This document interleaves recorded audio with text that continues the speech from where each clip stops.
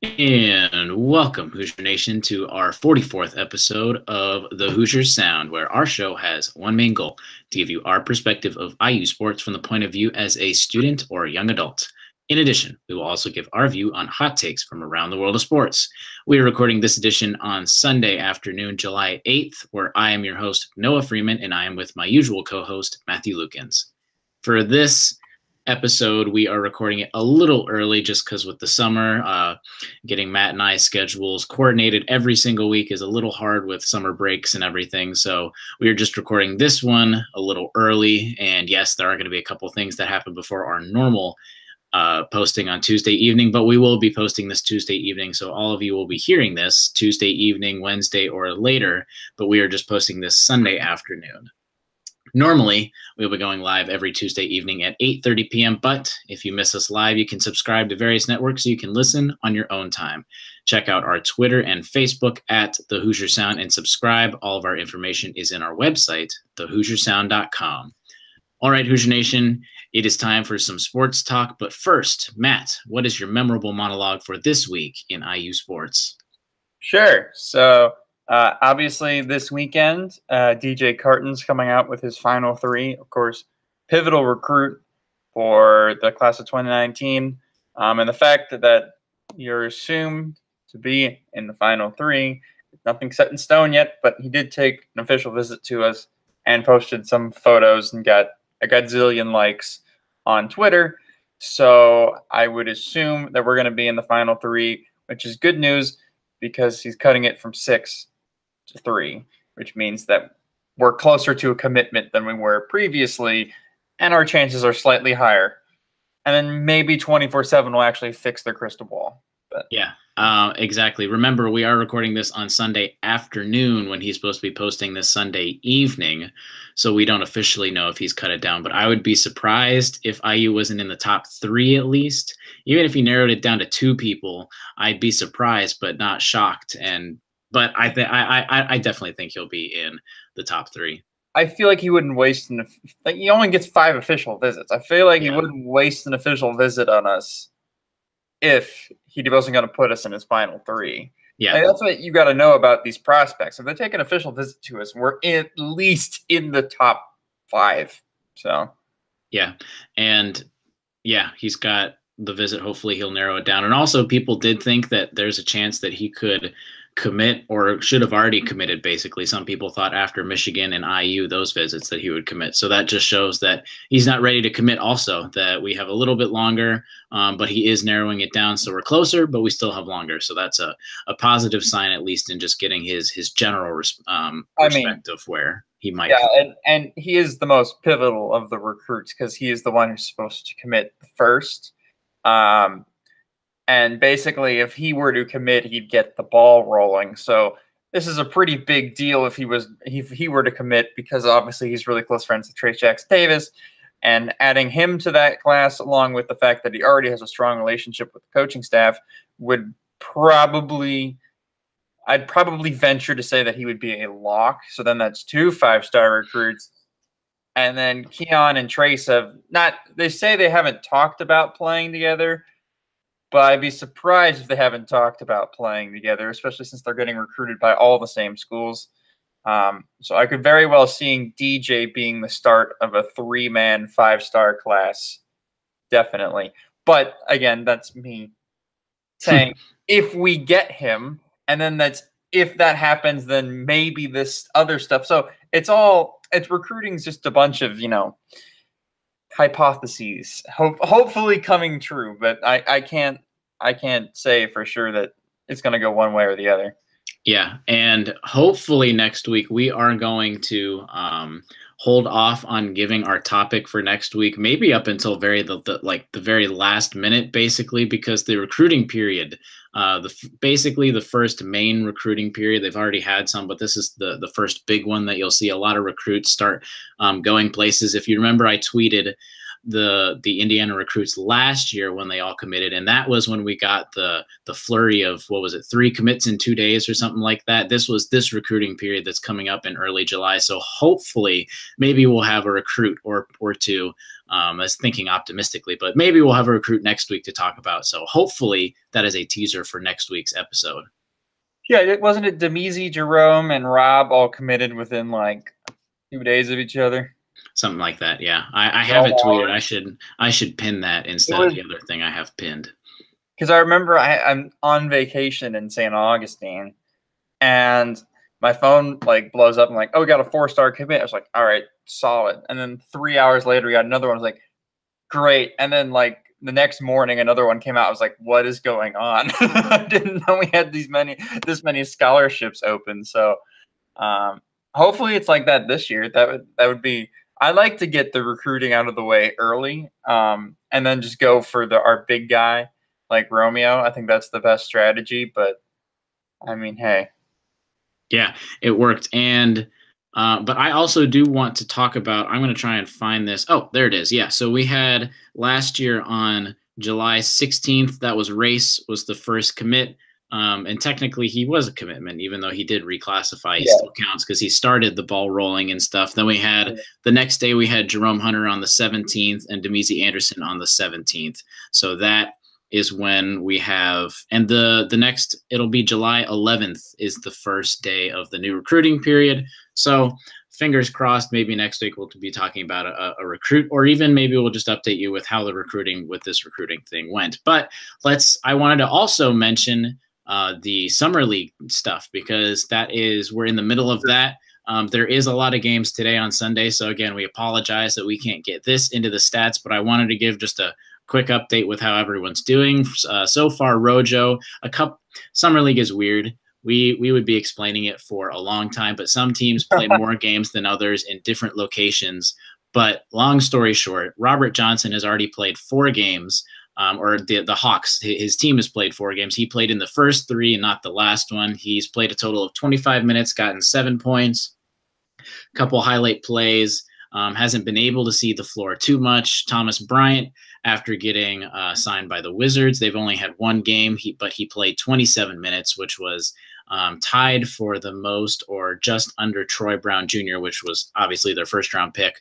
But he got 7 points. He's looking really good and looking poised at least to hopefully make the Wizards team. Troy Williams is going to be on the Knicks, but he's already played 1 game. He played for 16 minutes. He got 17 points, so really strong outing from him. OG. Yeah.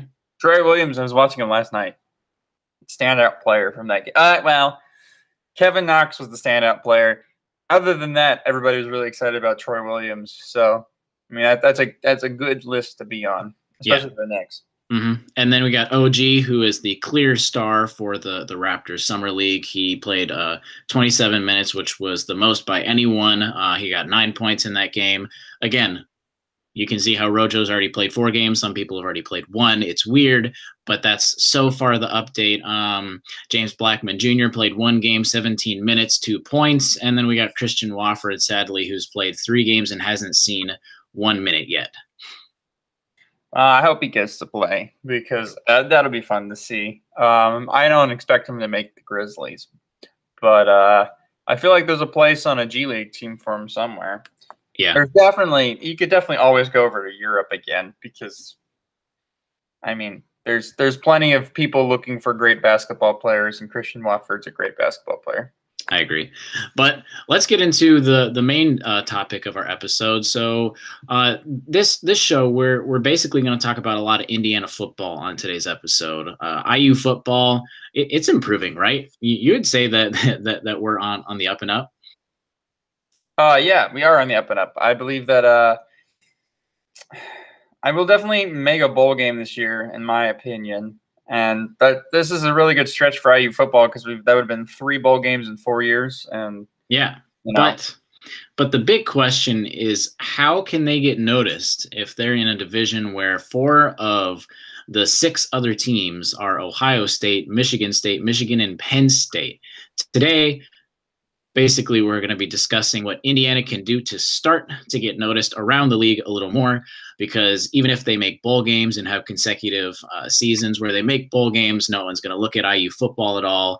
And then basically we're going to have some fun redoing the divisions to where maybe we can make the playing field a little more even, so we can see how IU might be able to fare up at least yearly with some of these teams, instead of basically having 3 or 4 automatic losses on their record already, which puts them behind the curveball when trying to get to a bowl game. But let's start out by talking about what IU football specifically can do, because obviously when we have fun talking about redoing the divisions, that's not going to happen. But what can IU football, what are some of the things that you think, Matt, IU football can do to start getting noticed as they start improving? Well, sure. Obviously, I think the first and most obvious answer to this is get big wins. Whether it's beating Ohio State or beating Michigan State again or beating Penn State. Like, these are the 4 big schools that we play. They're the blue bloods of college football. They're some of the biggest fan bases. They get the most views on ESPN or Fox or wherever they're playing on Saturdays. If we can beat one of those teams in a prime time game, that'll go a very, very long way into improving the stock for IU football, because we've been downtrodden for a very long time. I don't think we've beaten Michigan in like 90-something years. And then also Ohio State, we give them a good game, but we never quite win the game. So one of these times, just finish the game with a W, and that'll change probably IU football for at least the near future.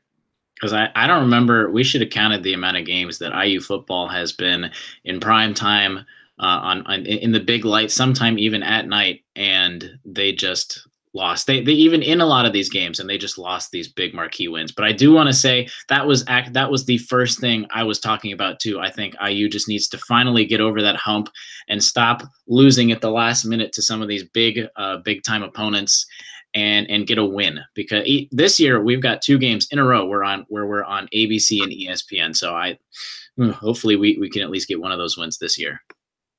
Yeah, definitely. I think something else that also got us interested, and it's kind of off the beaten path of ideas, and maybe this isn't the first thing that will come into your mind when you're thinking about improving IU football, but allowing beer sales in the stadium.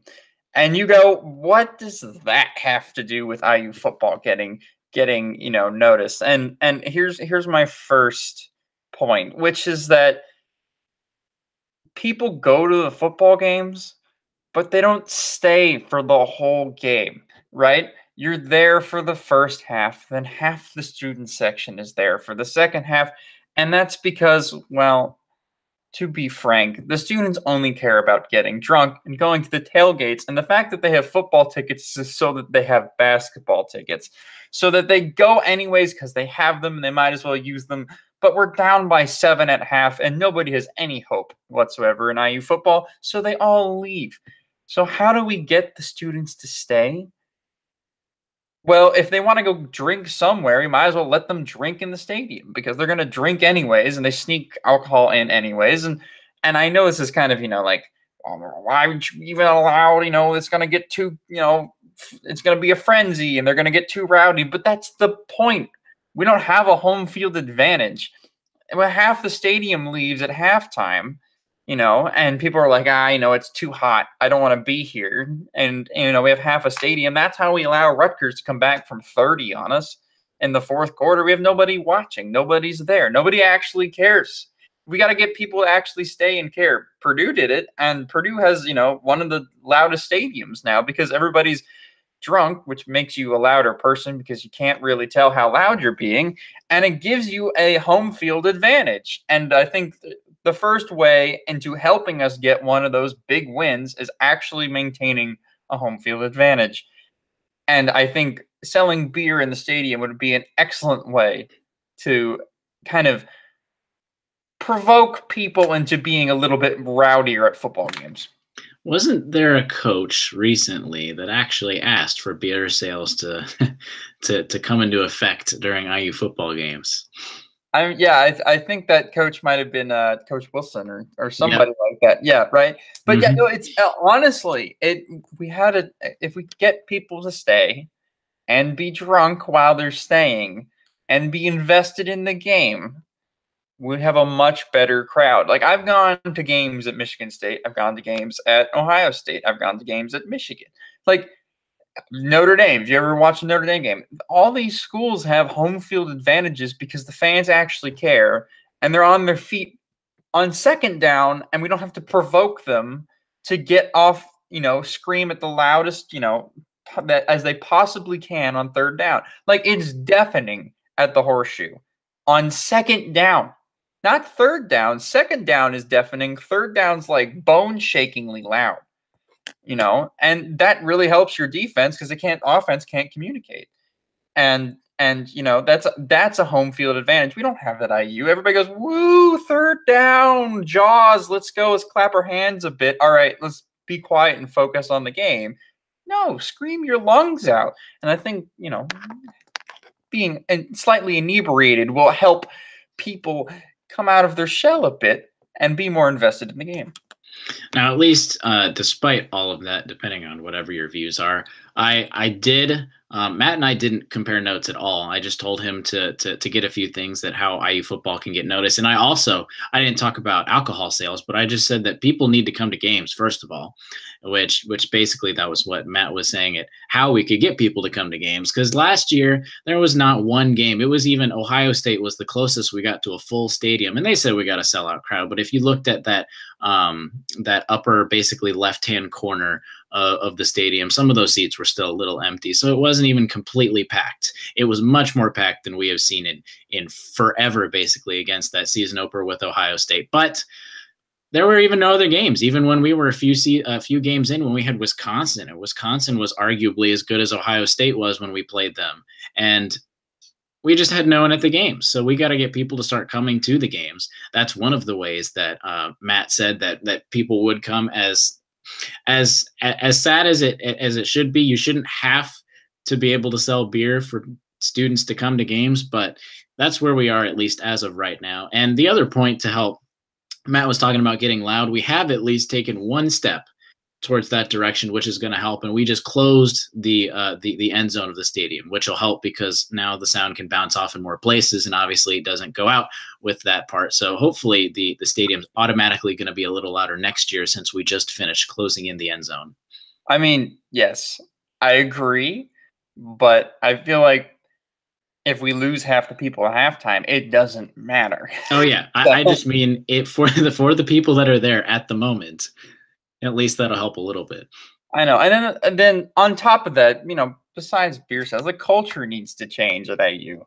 We can't have people be like, we're just a basketball school, because we are just a basketball school at this point. But, if we want to become a football school, we have to actually start caring about football and getting people to actually care about football. We do, obviously, because we're talking about it and talking about how to improve it. But there's plenty of people who are listening to this podcast like, just get to the basketball part, please. Can you just talk about basketball? Which is fine, right? Because I love basketball. I love college basketball. College basketball is my favorite sport. But college football matters, okay? College football lives matter. You understand that? People actually care about the sport at IU, and I know that's rare because more people care about the tailgating than they do about the football game. But we needed to make people caring about the football team more common than it is now. And once that happens, then everything else changes, because then there's actually a fan culture. You go to Purdue and they have traditions, and Purdue's a crappy school, and they still have plenty of awesome, cool football traditions. Like, gee, I wish IU had something like that. We don't. We have Heps Rock, but I bet half of you don't even know why Heps Rock is there or even what it is. So, I just wish IU, cared about football. Yeah, I agree. I think the culture does need to change a little more, and it starts with the students. Because the students, that's when the students start caring more, and then as they grow older, they'll start coming to the games on the other side of the stadium. Because if you look on the other side of the stadium, there are a lot of games where the adults aren't even showing out. It even happens at basketball games too. I know a lot of people, and as they should, get to talk about the students, how they won't show up, but it's not just them too. The adults sometimes aren't filling up their side of the stadium as well, and tickets just need to be sold. And part of that also comes with having a winning record in consecutive years, not just 500, not just going 6-6, but having a winning record in consecutive years, going to a bowl game in consecutive years. And I think at least hopefully Tom Allen is going to start getting to having 6-6 seasons, 7-5 seasons consistently, and then we can start building up. But we need to get back to the Bill Mallory days, where he was not only just making bowl games, but where he was one game away from going to the Rose Bowl. I mean, I'm down, but something. It's either chicken or the egg, whichever one was first, right? Like, it's either we're going to start getting results, people are going to come, or people are going to come and then we're going to start getting results. But something's got to go first. It can't just be this, what am I trying to say? Tug of war. Yeah. Yeah. What is it? I'm completely losing the apparently. Yeah. It can't be this, like tussle between, all right, one thing's going to happen first, and then the other, side is waiting for, the football team's waiting for the fans to show up, and the fans are waiting for the football team to show up. Something has got to happen first. And either the fans got to start caring, or the football team's actually going to have to start getting results. And once one of those two things happen, the other thing will start happening. But something's got to happen first. And I think it starts, I don't want to belabor on this part of the topic too much, but I think it starts with the seniors and the juniors at the school. Start coming to games. You've been to some games. You can see that IU is improving, and they're getting better, and they're starting to make bowl games, but just come to the games. There's only 6 usually. There's only 6 home games usually during the year. It doesn't take too long. They do actually need to make the game shorter, but there's only 6 or so games during the year. You can get the entire season for $70 if you don't even get basketball tickets. And most people just get the basketball ticket, so you have the football ticket anyway. So just go to the game. And I think it starts at there at least. And Tom Allen is doing his job recruiting, and hopefully everything else can just start falling into place. It is tug of war, right? Yes. Okay. Matt's hurting himself way too much. Yeah. All right. That awkward pause was me trying to figure out whether it was tug of rope or tug of war. My brain was going in 3 different directions. Yes, it's tug of war. Okay. Apparently Matt didn't play too much of that when he was younger. I'm sorry, guys. I got hit in the head one too many times. Anyways. But, there's also another way that we could do this to where IU doesn't have 3 or 4 losses on their schedule. Yes, we could change the divisions. There we go. There we go. That wasn't scripted at all. I know, right? We could. And I mean, really, when you look at it, all joking aside, it really is hard for IU to actually do well every year, because in your divisions, if you haven't noticed at least the trend yet, that in your division, there's all right, Big Ten, you got 14 teams, 7 teams in each division, and got East and West. In your own division, you play each team once every season. So IU will play, they're in the East, they'll play Ohio State, Michigan State, Penn State, Michigan, Rutgers, and Maryland once every season. And then they'll play 3 teams from the other conference. Usually it's every year Purdue is at least one of those teams. So then IU gets 2 other teams from the West division. When you look at, so I went back to do some research to see how the rankings basically and the standings go out between the entire Big Ten without putting any of the divisions. And I started putting it ranking from 1 to 14 out of their entire career. So when schools started playing in 1890 or even before that. So you got 4 out of the top 5 in the entire Big Ten Conference are in the East Division. You got Michigan at number 1, Ohio State, Penn State, and Michigan State. Both have the best, all 4 out of those 5 teams have the best record out of the entire Big Ten, and they're all in the same side of the divisions. The only one that's smushed in there is actually Nebraska. Nebraska has the 3rd best Big Ten record since the start of their existence, which at least people our age now wouldn't actually think that Nebraska was better than they have been recently. But and then also the top 2 in the entire, by a long shot, the top 2 teams out of the entire Big Ten, Michigan and Ohio State, are also both in our division. That's true. So just showing some of those stats right there. You got 4 out of the 5 in one thing. So that means out of 6 games that IU plays in the Big Ten season, 4 out of those 5 are against those blue blood programs, which also when you just think Michigan State, Ohio State, Penn State, you think football. Usually you don't think except for Michigan State, usually you think football first for all those schools. But I even went a little further just to see how these teams are faring, even in just the last 5 seasons, which is at least seasons that are more fresh in our memory, where 3 out of the 4 teams that have the best record in the last 5 seasons are from the East Division. 4 out of the top 6 are in the East Division. So it just shows how basically everyone, all of the good teams, except for a couple, are in the East Division. And there needs to be there doesn't need to be, but there should be at least a little change just to help even out the playing field a little bit. Yeah, definitely. Because you can't have 4 of the top 6 teams the last couple of years all in the same division. The other 3 teams are just going to be, fighting for 2 wins basically every year. You want to know? I think this is an IU show. This has nothing to do with what we're talking about. Do you know who is in last place by a long shot with record in the last 5 seasons? Rutgers? No.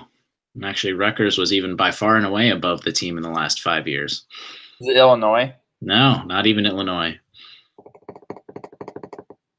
Huh.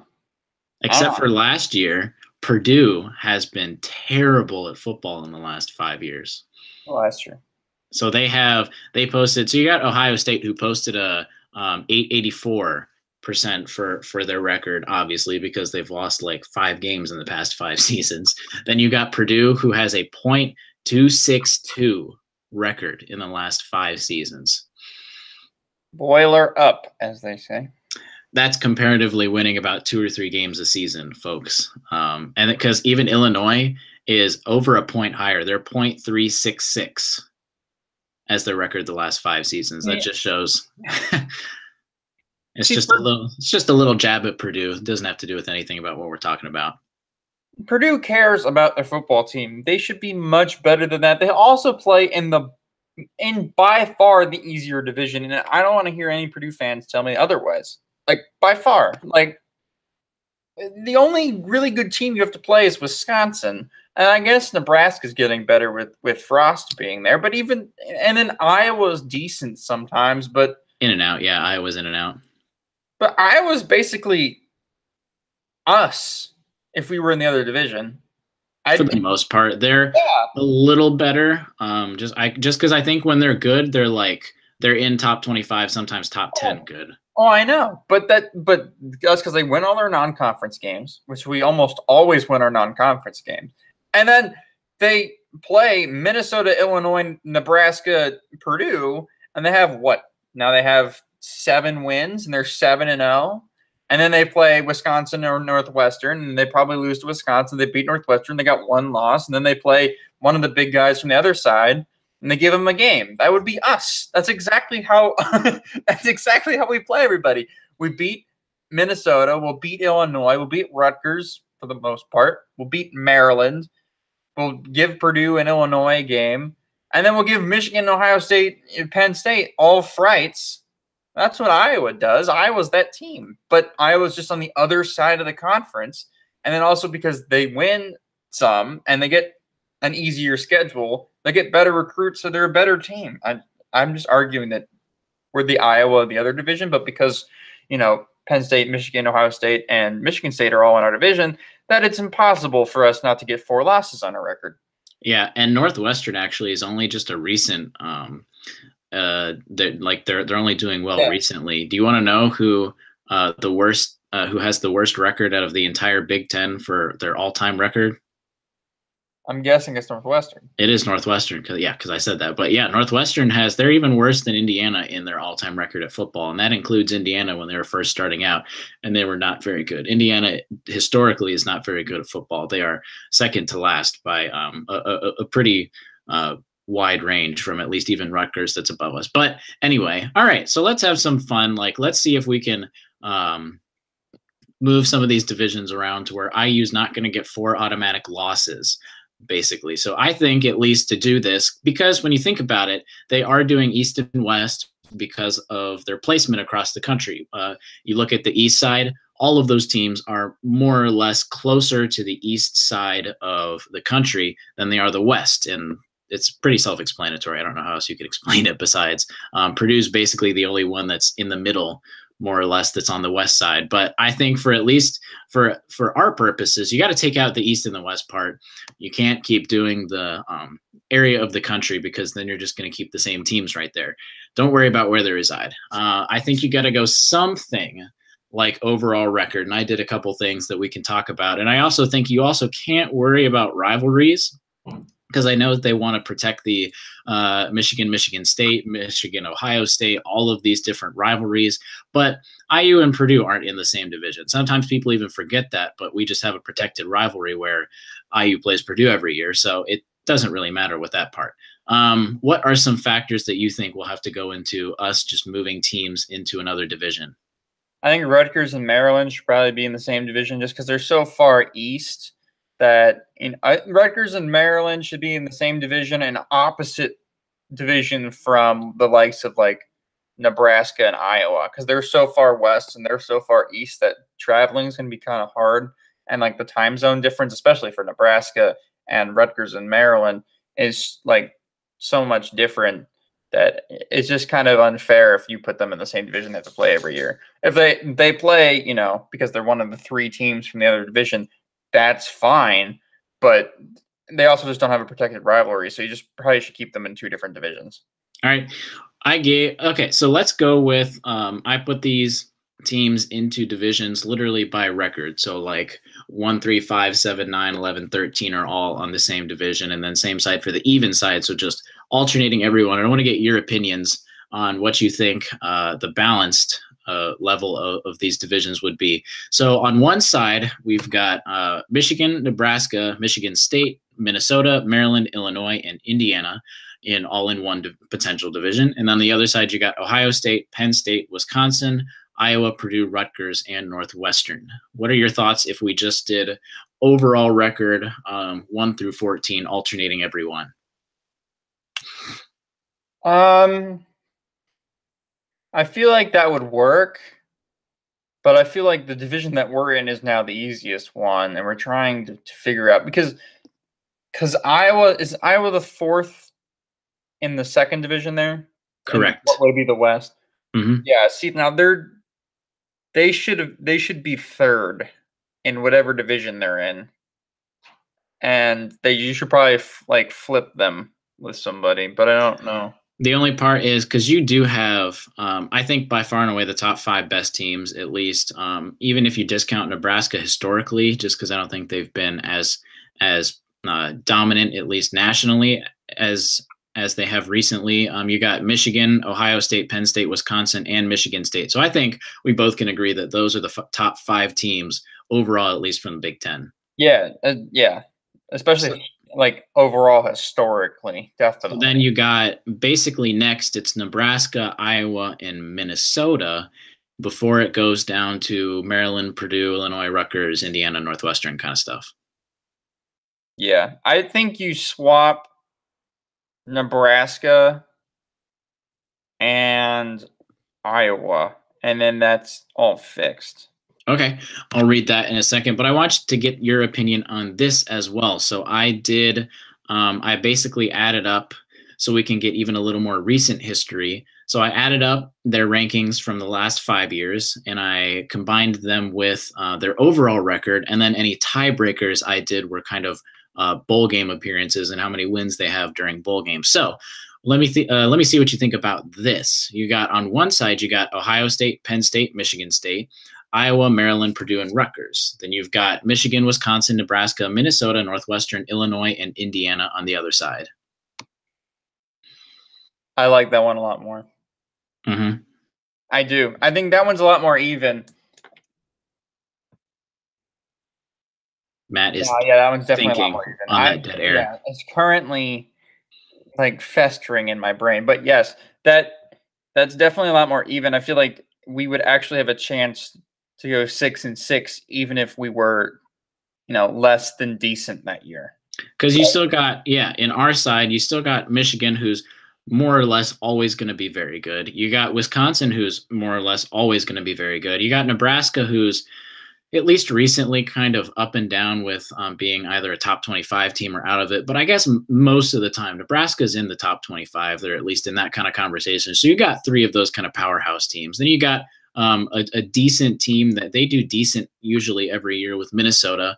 Northwestern, at least recently, has been doing very well. And then Illinois is Illinois. And then you got IU, because I think at least all of those teams you're able to play consecutively. And usually we don't get to play Northwestern, Minnesota, Nebraska, Illinois every single year. We get to, like, you see those teams like once every 2 or 3 years, basically, compared to obviously what we just talked about with playing the other powerhouse teams. And then I think the other side, it balances out a little more, and maybe it might be a little top heavy and a little bottom heavy. Like like our side of the division might have more a level playing field, like in the middle, because the other side would have Ohio State, Penn State, Michigan State, and then it would go Iowa, Maryland, Purdue, Rutgers. So I guess maybe a little top heavy, and then some more of the bottom teams if you put Purdue and Rutgers kind of down there, and Maryland to some extent. Maryland's kind of in our neck of the woods, I guess. But yeah, so you like that division a little more?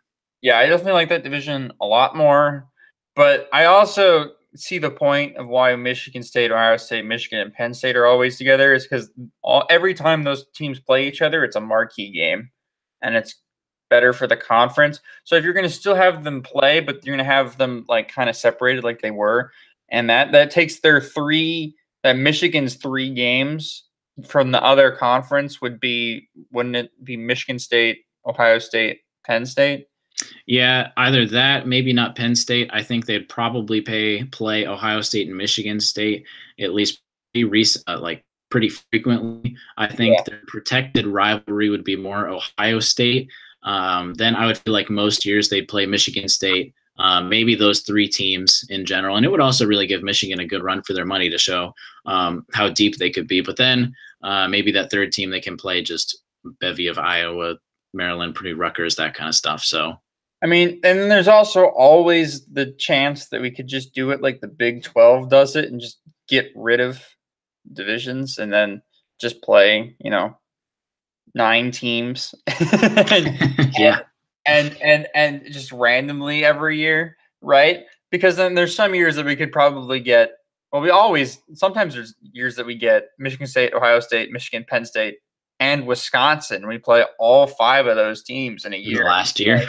And it's like, those are 5 automatic losses right there. But then there's also years where we could play, only Michigan, and then we play Rutgers, Maryland, Nebraska, Minnesota, Illinois, Purdue, Iowa, right? Like there's years that we could probably miss the big boys in the conference, which would be great for us. But I mean, we'll see. All right. I think, I agree. I think, honestly, getting rid of the divisions would be nicer. I understand why they do it, I guess, for more of the East versus West Coast, just since now they have Rutgers and Maryland. Now we're almost, pretty close to the entire country that you span, basically, with how far Nebraska goes out.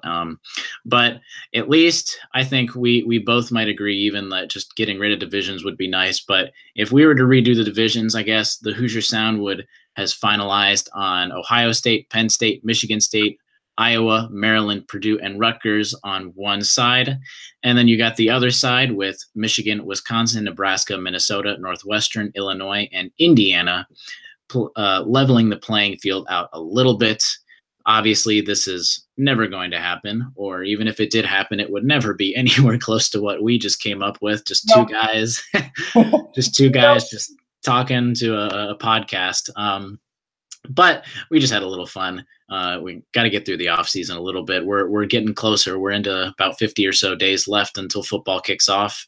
But that about wraps it up for our 44th show of The Hoosier Sound. Thank you all so much for joining us. Stay tuned through updates on Twitter at The Hoosier Sound. Subscribe to us on YouTube and visit our website, thehoosiersound.com, to find all of our information regarding our podcasts. As always, send us your questions as the audience, so be sure to comment, chat, or send us a message at contact@thehoosiersound.com on what questions you have, and we'll get them on our next episode. Lastly, if you enjoy our show, leave us a review, tell a friend, share our links. It really helps so that we can grow this podcast. But as always, thank you for listening, Hoosier Nation, and we'll see you next time.